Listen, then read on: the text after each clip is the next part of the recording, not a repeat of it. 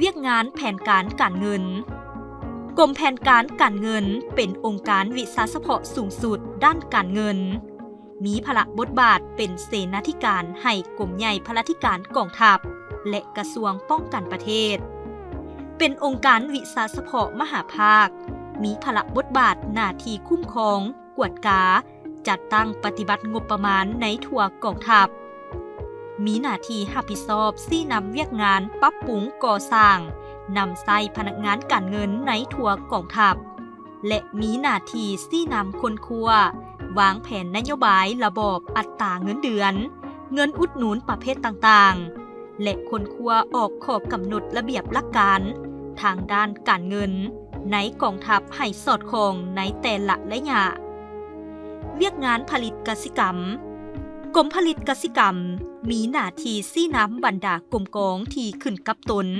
เพื่อทำการผลิตเป็นสินค้าแก้ไขชีวิตการเป็นอยู่สร้างรายรับให้แก่กองทัพและผลิตเสบียงอาหารเพื่อตอบสนองตามความเรียกร้องต้องการของบรรดากรมกองกำลังหลวงกำลังท้องถิ่นก็คือกระทรวงป้องกันประเทศได้จัดตั้งกองผลิตนิคมกองผลิตเลี้ยงสัตว์ปีกหนองทากองผลิตหาดเซียวดงบงสุมไซการผลิตข้าวกองผลิตล่องปิ๋วผูเก่งนากายเลี้ยงสัตว์ใหญ่ประเภทงัวควายและปลูกพืชอยู่กงตุนการจัดตั้งเวียกงานผลิตกสิกรรมระยะผ่านมาได้สุมใส่ปรับปรุงบางหัวหน่วยการผลิตอย่างหอบด้านตามทิศหันไปสู่การผลิตแบบรายเรียงเอาใจใส่ก่อสร้างพลธิการแนวหลังยุทธศาสตร์แนใส่เพื่อสร้างเป็นแหล่งตอบสนองทางด้านเสบียงอาหารหับไส้กองทัพในเฉพาะนานและยาวนานกรมผลิตกสิกรรมก็เป็นกรมหนึ่งซึ่งมีพระบทบาทในเป็นเสนาธิการให้แก่กรมใหญ่พระธิการกองทัพก็คือกระทรวงป้องกันประเทศในการจัดตั้งปฏิบัติพันขยายเวียงงานผลิตกสิกรรม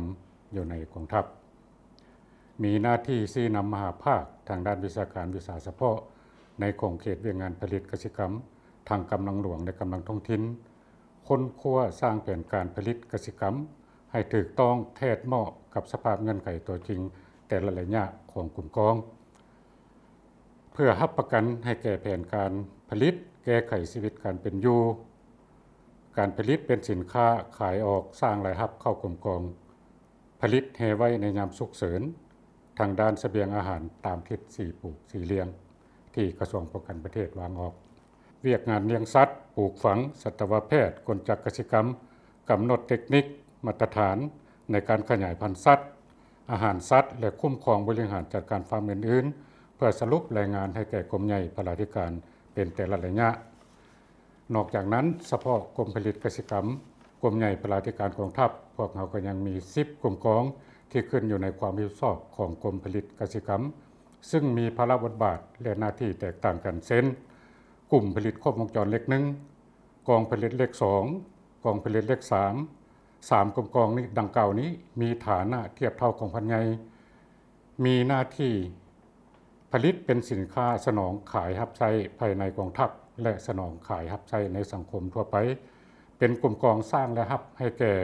กรมใหญ่พระธิการกองทัพก็คือกระทรวงป้องกันประเทศเฉพาะกองผลิตเล็ก4กองผลิตเล็ก5กองผลิตเล็ก6กองผลิตเล็ก7กองผลิตเล็ก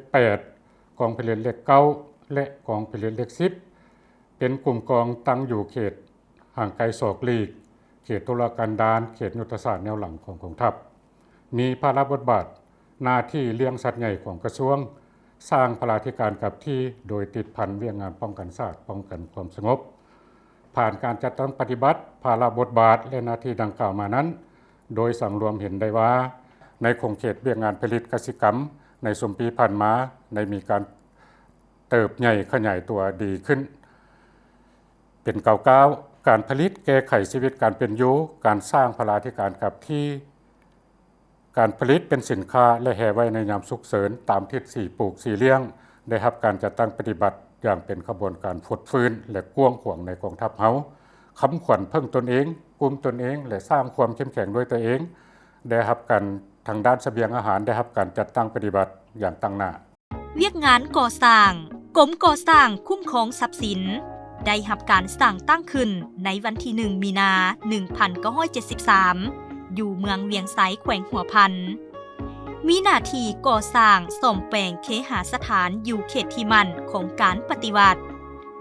ในเบื้องต้นสร้างตั้งเป็นกองห้อยก่อสร้าง